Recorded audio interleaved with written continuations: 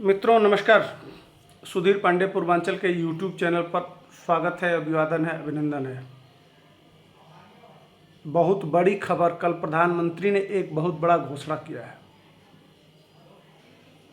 घोषणा किया है कि ईडी से जितनी संपत्तियां वसूली गई हैं वो सब गरीबों में बांटी जाएंगी। तो लालू यादव की भी संपत्ति ईडी ने अटैच किया है, खासकर दिल्ली, गुड़गांव और कुछ जो जिनके लालू के परिवार जिसमें रहता है, बेटियां रहती है, उनकी बहू रहती है, वह सारी संपत्तियां ईडी ने अटैच किया है। तो क्या यह सारी संपत्तियां अब बेच के गरीबों में बटेंगी? आइए इसी पे बात करेंगे। तो वीडियो को लाइक, पसंद आएगा तो वीडियो को लाइक, शेयर, सब्सक्राइब करिएगा। कल प्रधानमंत्री ने घोषणा किया अपने बयान में कि ईडी ने जितनी संपत्ति कुर्क की है वह भी बांटा जाएगा। इसके साथ साथ देश के 3000 लुटेरे जो इस देश की संपत्ति लूटे हैं उनके ऊपर ईडी के मुकदमे चल रहे हैं। तमाम लोगों की संपत्तियां अटैच की गई हैं।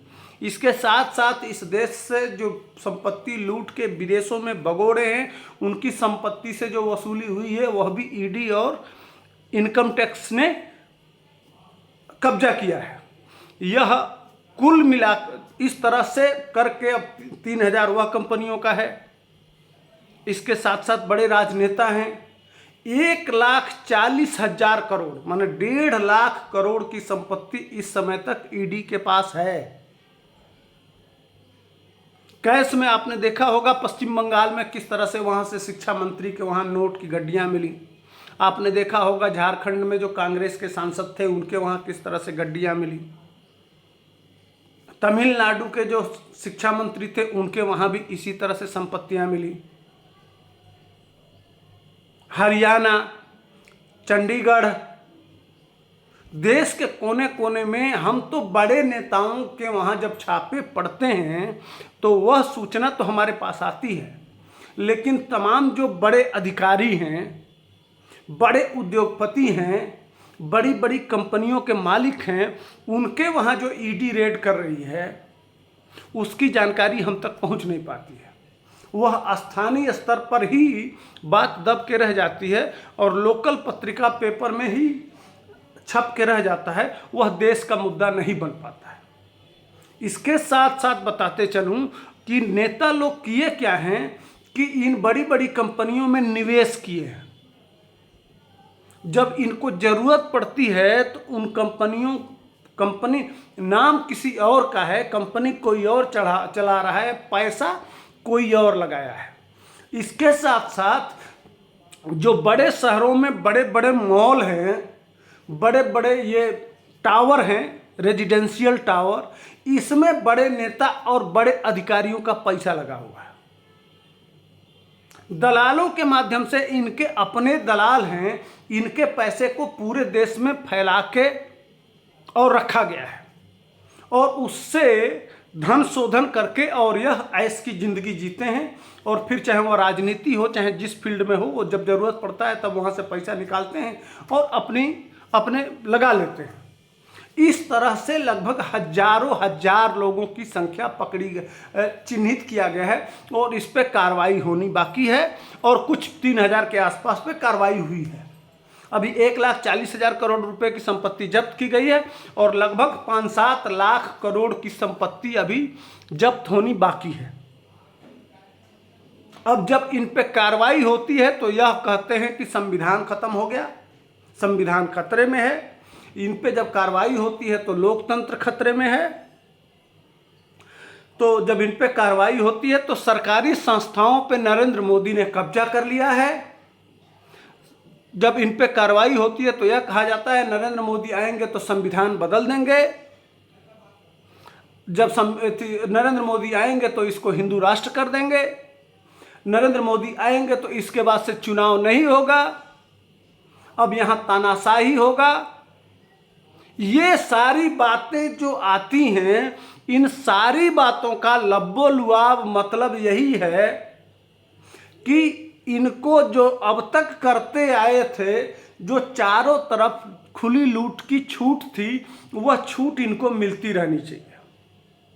आज मैं कांग्रेस की प्रवक्ता सुप्रिया श्रीनेत को कि यह 14 लाख के तरह से जुमला था, तो सुप्रिया श्रीनेत जी, क्या 70 साल में यह भ्रष्टता या भ्रष्टाचार नहीं था? 10 साल में मनमोहन सिंह की सरकार थी, तो उस समय कोई भ्रष्टाचार नहीं था। उस समय ईडी को काम नहीं करना चाहिए, उस समय सीबीआई को काम नहीं करना चाहिए। तो फिर इसको बनाया किस लिए गया था? इसके बनाने का उद्देश्य क्या था? अगर इनको बैठा के सरकारी दामाद बना के और इनको भी उसी रग में झोंक देना था कि यह भी लूटे, सभी लोग तो लूट ही रहे हैं, तो फिर तो कोई बात ही नहीं है। लेकिन उद्देश्य तो यही था ना कि इस देश के भ्रष्टाचारियों को पकड़ा जाएगा और उनसे संपत्ति इकट्ठा की जाएगी, वह देश के काम आएगा। आज वही हो रहा है, और वह हो रहा है तो आप लोगों को दिक्कत क्यों है? क्यों नहीं इन जो गरीबों का पैसा लूटे हैं उनसे वसूल करके और गरीबों में बांट देना चाहिए? समाजवाद क्या है? सबको समानता लाना, सबको बराबर का हक। जिसके पास पैसा है वो सारा काम कर लेता है, ना उसके ऊपर मुकदमा लिखा जाता है, ना उसके ऊपर कोई कार्रवाई होती है। जिसकी लाठी उसकी भैंस, उसके पास पैसे की ताकत है, जिसको चाहेगा उसको खरीद लेगा और जिस चाहेगा उस तरह से यह संविधान भी मोड़ सकता है, कानून भी मोड़ सकता है, व्यवस्था भी मोड़ सकता है। लेकिन गरीब का क्या? अब जो इस तरह के ताकतवर लोग हैं, उन ताकतवरों के कमर पे चोट करके और उनको कमज़ोर करके, और जो इस देश में कमज़ोर है उसको मजबूत कर दिया जाए, यही तो असली समाजवाद है। समाजवाद का असली उद्देश्य तो यही होना चाहिए। या एक एक परिवार इस देश के कोने कोने में, देश के हर राज्य में एक परिवार बढ़ता जाए, वह वटवृक्ष हो जाए, और उसके नीचे जो बाकी लोग हैं, जिस तरह से पीपल के नीचे कोई पौधा नहीं उगता है, बाकी लोग जहां 70 साल में थे वहीं रहे। यही चलता रहेगा क्या? लोकतंत्र का यही मतलब है। हमारा संविधान इसीलिए बनाया गया था क्या? देश की आज़ादी इसीलिए की गई थी क्या? इतने संघर्ष और लड़ाई इसीलिए किए गए थे क्या? क्यों न लालू यादव के परिवार की संपत्ति अटैच किया जाए, जो हजारों हजार करोड़, बताना, ईडी के सामने बताए कि कौन सी फैक्ट्री कहां से लाए हैं। अगर 2 नंबर का है तो वसूली होना चाहिए कि नहीं? आज धक्के जो बिहार के लोग खा रहे हैं, उनकी गलती तो कोई नहीं है कि बिहार में पैदा हो गए।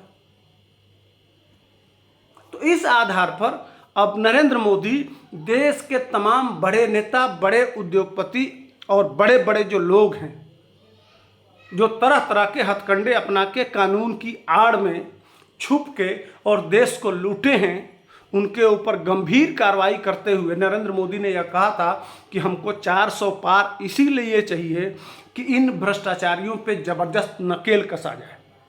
और अब इसके आगे जो उनका प्लान है उसको समझ के आपके होश उड़ जाएंगे। सब लोगों की संपत्ति अब आधार कार्ड से अटैच हो जाएगी, तो इससे पता चलेगा कि हमारे पास कितनी संपत्ति है, आपके पास कितनी संपत्ति है, उनके पास कितनी संपत्ति है, उनके पास कितनी संपत्ति है। आधार कार्ड से अटैच हो जाएगा। अब 2 नंबर की संपत्ति जो दूसरे के नाम से है, जब वह संपत्ति उसके नाम से चढ़ जाएगी, तो यह जो 2 नंबर का काम किए हैं कि फलाने के नाम से कर दो, जब जरूरत पड़ेगा तो खींच लेंगे, इनकी भी पूंगी, इनकी भी कलई खुलेगी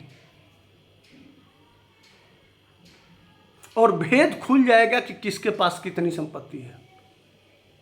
और अगर अपने बेटा बेटी के नाम से संपत्ति किए हैं, तो भैया आपका बेटा नाबालिग था, तो इतने करोड़ों की संपत्ति कहां से पा गया, कैसे आ गया?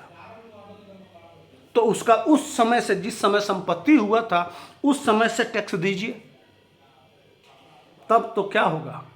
देश में कितनी संपत्तियां आ जाएंगी, कितने अरबों खरबों, और जो कहा जाता है बाप रे बाप, इतनी संपत्ति इकट्ठा हो जाएगी। इसीलिए नरेंद्र मोदी 400 पार का नींव रखे हैं, कि अगर हमको 400 पार देंगे तो ये वामपंथी कहते तो हैं कि सबको समानता चाहिए, हमको पूंजीवाद का विरोध करना है। कुछ लोग अमीर पे अमीर होते जा रहे हैं और कुछ लोग गरीब पे गरीब बराबर करने के लिए मोदी कहते नहीं हैं, उसको करके दिखाने का प्रयास कर रहे हैं। तो ये मेरा विश्लेषण कैसा था? अगर पसंद आएगा तो वीडियो को लाइक शेयर सब्सक्राइब करिएगा। बाकी जय हिंद, वंदे मातरम।